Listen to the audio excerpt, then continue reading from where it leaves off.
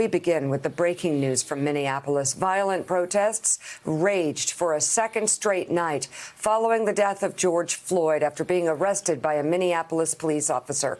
Last night, protesters turned their attention to the city's 3rd police precinct, the base of the 4 officers who were fired in connection with Floyd's death. A police spokesman says officers evacuated the building shortly after 10 p.m. local time after protesters forced their way in and set it on fire.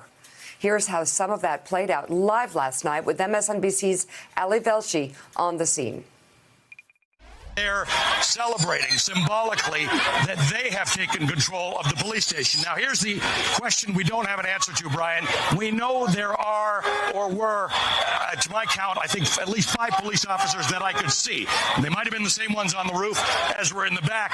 We don't know where those police officers are, but the front entrance, the main entrance to the police station is now in flames. There's no sign of police, and there's more debris going on. There's firecrackers being put off by the protesters in all directions. They've lit firecrackers in the parking lot. You can see that. There's a police presence on top of the building. Miguel, you see that? These streets are completely clogged in all directions. The earlier fire was only 1 block over there, and they couldn't get there. It wasn't even in the center of things. There's without a very heavy presence guard, there's no chance. There are thousands of people on the street. I get your point that to let a police station burn is symbolically an important matter for them to consider, but there's no chance of fire trucks getting in here at this point without a very heavy intervention by the authorities or by the National Guard. And I have to tell you, I just keep on emphasizing that they're not here. We're not seeing that presence. We know the National Guard's in town. I saw heavily armed vehicles on my way here earlier, but there are no police vehicles. There are no armored carriers. There's no National Guard in the vicinity, but there are a lot of firecrackers. The mayor said later he made the call to abandon the building to cut the risk of injury and addressed the violence overnight. There is a lot of pain and anger right now in our city. I understand that. Our entire city recognizes that. What we have seen over the past several hours and the past couple of nights in terms of looting is unacceptable.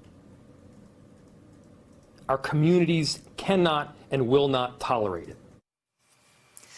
Minnesota's governor activated more than 500 National Guard soldiers yesterday afternoon following the unrest and looting from Wednesday night. When asked where the troops were when the police precinct was being overrun, the mayor of Minneapolis said many were stationed at essential businesses like banks, grocery stores, and pharmacies to help prevent looting.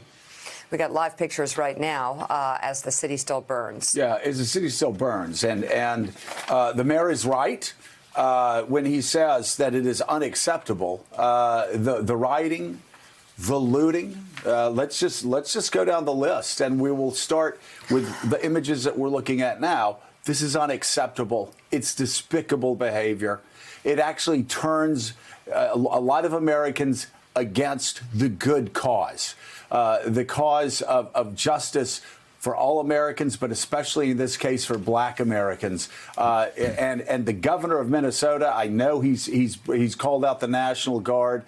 They need to get on the streets, and they need to take control of this city, and they need to do it now. I understand a lot of times cable news networks will stay focused on just one small part of the city, and you don't have to tell me that the overwhelming majority of Minneapolis and the Twin Cities is safe and secure. I understand that. But the National Guard needs to stop this looting. They need to stop these riots. They need to stop them and stop them now. The National Guard needs to get on the streets because, Rev, I know you will agree with me, this only undercuts the more important cause. I want to read to you, though, something that was said yesterday that certainly upset a lot of people, not only in Minneapolis, not only Black people in Minneapolis, but Americans across the country. And it's this. Hennepin County Prosecutor Mike Friedman triggered an uproar at a Thursday afternoon news conference when he said, quote, "There is other evidence that does not support a criminal charge." Now, his office later issued a clarification saying Friedman only meant it is critical to review all the evidence. And I certainly understand, Rev, reviewing all of the evidence. But there is a balance here. And I know that you always talk about the importance in these protests to remain peaceful. And you always speak out against looting. And you always speak out against this sort of violence. So let's first talk about what happened last night, how it can never happen again. Authorities need to step in and take control. But then let's talk about what started all of this, and that it was the heinous killing of a black man who had a knee shoved in his neck for 9 minutes as he was begging for help, saying he couldn't breathe, and was calling out for his dead mother. I spent yesterday in Minneapolis, and I brought with me the mother of Eric Garner, who was killed in a police chokehold, saying the same words. I can't breathe. Hey, Rev, can I stop you? Can I stop you for a second there? Yes. Eric Garner was murdered. That's right. And we said that on this show. You did. Eric Garner was murdered on Staten Island, okay? So again, while we're talking, being clear about what has to stop in Minnesota, let's also be clear about that. Eric Garner was murdered, and we saw murder in Minneapolis, and it's time for the prosecutors in that city, in that county, to start acting like they're more interested in law enforcement than covering their own asses. I'm sorry, go ahead. No, you're right. And I brought that up, and I wanted to bring Ms. Carr there to show that the reason that we're seeing this kind of anger is that this is not the first time this has happened, even on tape, even with the same exact words. That does not justify looting and violence. And in fact, what we said to many of the people there yesterday is we cannot become like the very things that we're fighting.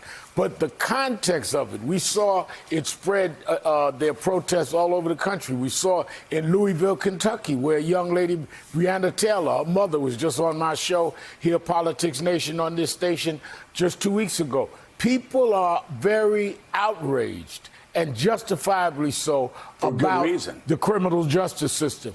The question now is how you deal with that outrage to where you get the results you're looking for, which is a fair criminal justice system, and you don't do it by appearing to be criminal yourself. We are not the ones that inflict the pain. We are the ones that have been pained, and our reaction must show that and highlight that. Otherwise, people will exploit that and change the focus into demonizing those that conduct themselves in a violent way, rather than those that are saying, as the Floyd family is saying, we want justice. They've said very clearly, I've talked to the Floyd family, and they've said very clearly and publicly, we want to see justice. We understand the outrage, but we do not want to see violence. The other thing I might add here, Joe, is that as I walked around Minneapolis yesterday with Ms. Carr and some of the ministers and elected officials, some of the stores that are being damaged are black-owned stores. So we cannot become so reckless that we are destroying each other in our rage. The rage is justified. There's nobody more angry than me, longer than me. But the question is, am I angry enough to get something done about it, or am I going to play into those that are adversarial to what I'm trying to say and try to represent? Thanks for checking out MSNBC on YouTube, and make sure you subscribe to stay up to date on the day's biggest stories. And you can click on any of the videos around us to watch more from Morning Joe and MSNBC. Thanks so much for watching.